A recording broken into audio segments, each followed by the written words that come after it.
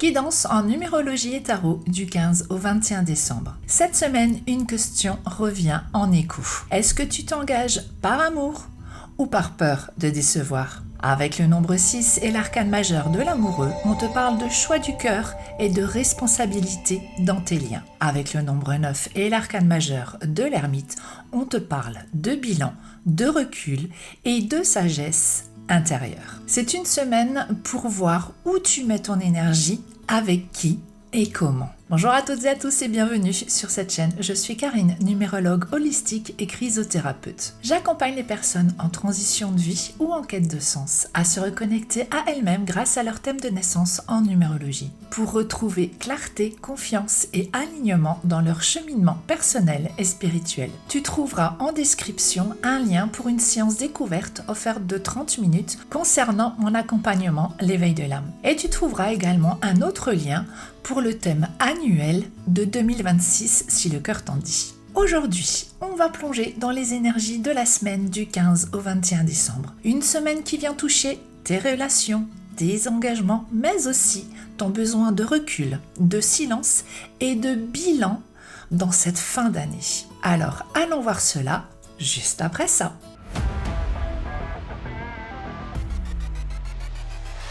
On commence par poser le cadre numérologique de la semaine. Nous sommes en semaine 51. Donc, pour le fil rouge de la semaine, on fait 5 plus 1 égale 6. On entre dans la vibration du nombre 6, relié à l'arcane majeur de l'amoureux dans le tarot de Marseille. C'est le fil rouge de la semaine. L'amour, l'harmonie, les choix relationnels et l'engagement du cœur. Ensuite, pour l'ambiance générale, on prend le numéro de la semaine, 51, plus le nombre du mois, 12, ce qui nous donne un total de 63. On réduit, on fait 6 plus 3, qui nous donne 9. Le nombre 9 est l'arcane majeur de l'ermite. Besoin de recul, de bilan, de sagesse et de recentrage sur l'essentiel. Puis, pour le troisième calcul et le but profond de la semaine, on reprend à nouveau le nombre de la semaine, 51, plus le mois réduit, 3, ce qui nous donne un total de 54. On réduit à nouveau, 5 plus 4 égale 9. À nouveau, dans cette semaine, on retrouve 2 fois le nombre 9 et l'arcane majeur de l'ermite. Du coup, dans cette semaine, il y a 3 fois le nombre 9, avec l'année universelle 9. Donc, dans cette semaine, on va avoir le nombre 6 et l'arcane majeur de l'amoureux qui vient mettre la lumière sur tes choix de cœur, tes relations, ton besoin de beauté et d'harmonie. Puis, avec le nombre 9 et l'arcane majeur de l'ermite, présent du coup 3 fois, ils viennent t'inviter à ralentir, à faire le bilan et à écouter ta voix intérieure plutôt que le bruit extérieur. On pourrait résumer ainsi: tes engagements du cœur sont au centre, mais ils ont besoin d'être éclairés par ta sagesse intérieure et par un vrai temps de recul. On entre dans les détails maintenant. Le premier nombre trouvé est le nombre 6. Le nombre 6, c'est l'énergie de l'amour, de l'harmonie, de la famille et du sens du beau.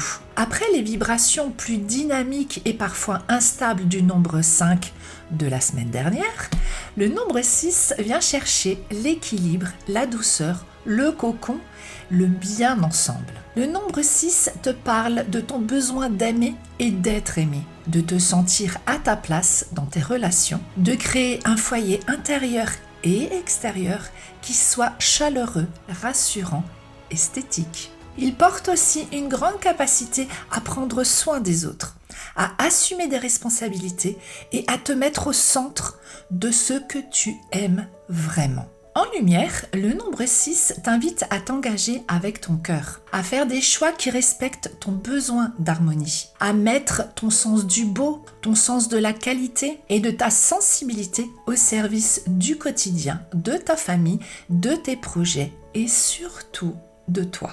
Mais le nombre 6 a aussi un autre visage. Quand il est mal vécu, il peut glisser vers la mésestime, la culpabilité, la critique, le besoin de sauver tout le monde, l'impression d'être responsable du bonheur des autres. Tu peux alors dans tout ça t'oublier, te sacrifier, dire oui alors qu'à l'intérieur de toi tout crie non. Ou alors tu peux rester dans l'indécision parce que tu as peur de blesser ou de décevoir. Cette semaine, le nombre 6 te pose une question très simple mais puissante. Est-ce que tu t'engages par amour pour toi ou pour les autres ? Ou est-ce que tu t'engages par peur de ne plus être aimé ou par habitude ? La grande leçon du nombre 6, c'est d'apprendre à faire des choix de cœur sans te sacrifier, à trouver l'harmonie sans t'oublier dans le processus. Dans le tarot de Marseille, le nombre 6 est relié à l'arcane majeur de l'amoureux. Sur cet arcane, on voit un jeune homme entre deux femmes et au-dessus de lui, un ange qui s'apprête à décocher une flèche. La scène parle d'hésitation, de dualité, de choix. L'amoureux est à la croisée des chemins. Il sent qu'un choix important se présente à lui, mais il doute, il tergiverse, il a peur de se tromper. L'amoureux montre ce moment de vie où tu ne peux plus rester dans le flou. Il faut choisir une direction, une relation, une manière d'aimer. Et surtout, il faudra assumer ce choix. En lumière, cet arcane t'invite à écouter ton cœur, à reconnaître ce que tu désires vraiment, à te positionner avec douceur, mais avec honnêteté dans tes relations. C'est l'arcane du choix intérieur, celui où tu quittes la dépendance ou le confort bancal pour aller vers quelque chose de plus vrai pour toi. En tension, l'amoureux peut te laisser dans une forme d'indécision permanente. Tu réfléchis, tu compares, tu pèses le pour et le contre, mais tu restes immobile. Tu peux ménager la chèvre et le chou et dire un peu oui à tout le monde et ne jamais vraiment te choisir. Cette semaine, le duo du nombre 6 et de cet arcane te demande clairement où est-ce que tu te tiens encore au milieu de la route ? Dans quelle situation affective, familiale ou relationnelle as-tu besoin de clarifier ton choix, ton oui ou ton non ? Petite question de réflexion concernant le nombre 6 et l'arcane majeur de l'amoureux. Première petite question. Dans quel domaine de ma vie est-ce que je sens que mon cœur n'est plus en accord avec ce que je vis actuellement ? Deuxième petite question. Où est-ce que je dis encore oui pour ne pas faire de vagues, alors qu'au fond de moi, tout crie non ? Troisième petite question. Quel serait cette semaine un petit choix aligné avec mon cœur ? Un geste qui respecterait davantage qui je suis et ce dont j'ai vraiment besoin. Si ce que je viens de te partager résonne avec toi, si tu te reconnais dans ces dynamiques d'amour, d'harmonie et parfois de sacrifice, tu peux soutenir la chaîne en mettant un petit pouce bleu sous la vidéo, en t'abonnant si ce n'est pas encore fait et en écrivant en commentaire. J'ose choisir ce qui est juste pour moi actuellement. Et c'est une belle façon d'ancrer ton intention pour cette semaine. Maintenant, on va aller au cœur profond de la semaine avec le nombre 9 et l'arcane de l'ermite qui apparaissent 2 fois dans les calculs de cette semaine. Plus, je te rappelle, une 3e fois dans l'année 2025. Le nombre 9, c'est l'énergie de l'ouverture du cœur et de l'esprit, du partage, de l'amour universel et de l'humanisme. C'est la vibration de celui ou celle qui prend de la hauteur, qui voit plus large que son petit quotidien, qui se sent appelé par quelque chose de plus grand, un projet collectif, une cause, une vision du monde à transmettre. Le nombre 9 parle aussi d'aboutissement et de fin de cycle. C'est le moment du bilan, du grand tri, du grand nettoyage émotionnel. On regarde le chemin parcouru, on reconnaît ce qui doit être clôturé et on laisse partir ce qui n'a plus sa place. En lumière, le nombre 9 t'invite à t'ouvrir aux autres, à partager ce que tu as appris, à t'engager dans des projets qui ont du sens pour toi, à te relier à quelque chose de plus vaste, tout en gardant un regard bienveillant et tolérant sur les gens qui t'entourent et sur le monde. En disharmonie, le nombre 9 peut t'amener à te sentir exclu, incompris, à te couper du monde, à te réfugier dans tes émotions ou dans tes illusions. Tu peux soit te sacrifier pour les autres au point de t'en oublier, soit te retirer complètement en te disant que les autres ne te comprennent pas. Cette semaine, le nombre 9 pose 2 questions importantes. Qu'est-ce que j'ai besoin de laisser derrière moi avant la fin de cette année ? Et comment est-ce que je peux contribuer au monde, même de façon simple, sans m'oublier en chemin ?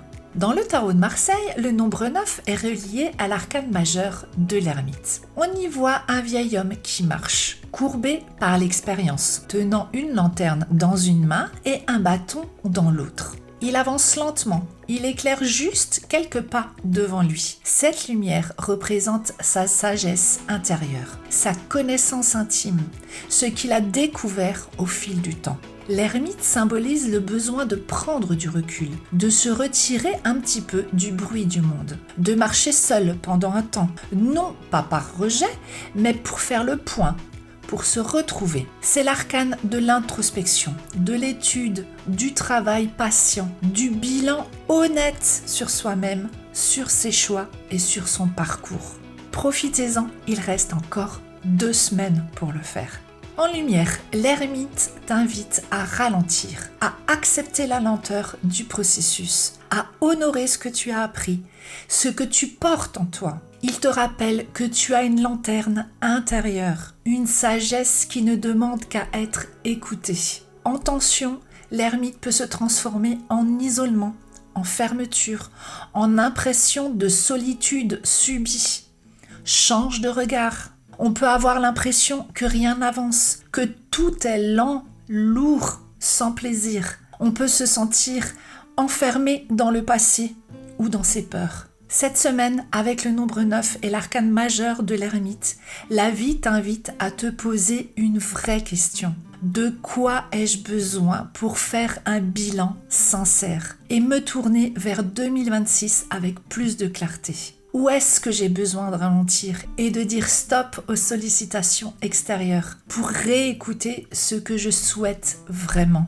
Petite question de réflexion concernant ce fameux nombre 9 et cet arcane majeur de l'ermite qui nous a suivis toute l'année. Première petite question. Sur quel domaine de ma vie ai-je besoin de faire un dernier bilan avant la fin de l'année? Mes relations? Mon travail, mon rapport à moi-même ou mon rythme de vie? Deuxième petite question, où est-ce que la vie m'invite clairement à ralentir alors que je continue à m'agiter par habitude ou par peur du vide? Troisième petite question, comment pourrais-je contribuer aux autres cette semaine d'une manière simple et sincère tout en respectant mes limites et mon besoin de temps pour moi? Ne vous oubliez pas. Si on rassemble tout ce que l'on vient de voir, la semaine 51 te propose une grande mise au point intérieure. Avec le nombre 6 et l'arcane majeur de l'amoureux, tu es invité à regarder tes engagements, tes relations, tes choix de cœur. Est-ce que tu te choisis vraiment dans ce que tu vis? Est-ce que tes oui sont encore vrais ou sont-ils devenus automatiques? Avec le nombre 9 et l'arcane majeur de l'ermite, tu es invité à ralentir, à faire un vrai bilan, à écouter ta sagesse intérieure avant de prendre de nouveaux engagements. On est en fin d'année, dans une année universelle 9, et cette vibration de bilan est particulièrement forte cette semaine. On pourrait résumer la semaine ainsi. D'abord, tu prends du recul pour éclairer ta route avec ta lanterne intérieure. Ensuite, tu regardes à qui, à quoi tu veux vraiment offrir ton temps, ton amour, ton énergie. Et à partir de là, tu fais des choix plus justes, plus alignés, qui honorent à la fois ton cœur et ta sagesse. Ce n'est pas une semaine pour changer dans la précipitation. C'est une semaine pour ajuster encore une fois, clarifier et t'aligner en profondeur sur ce que tu veux vraiment en 2026. Je te propose mon intention pour cette semaine. Cette semaine, je choisis des engagements qui honorent mon cœur. Je prends le temps de faire le point dans la douceur et je laisse ma sagesse intérieure guider mes décisions. Tu peux bien sûr l'adapter avec tes propres mots. L'important, c'est qu'elle te parle vraiment. En écoutant cette guidance, quel est le premier domaine qui te vient à l'esprit quand on parle de choix du cœur et de besoin de recul? Est-ce tes relations, ta famille, ton travail, ton organisation au quotidien ou ta façon de prendre soin de toi? Pense-y.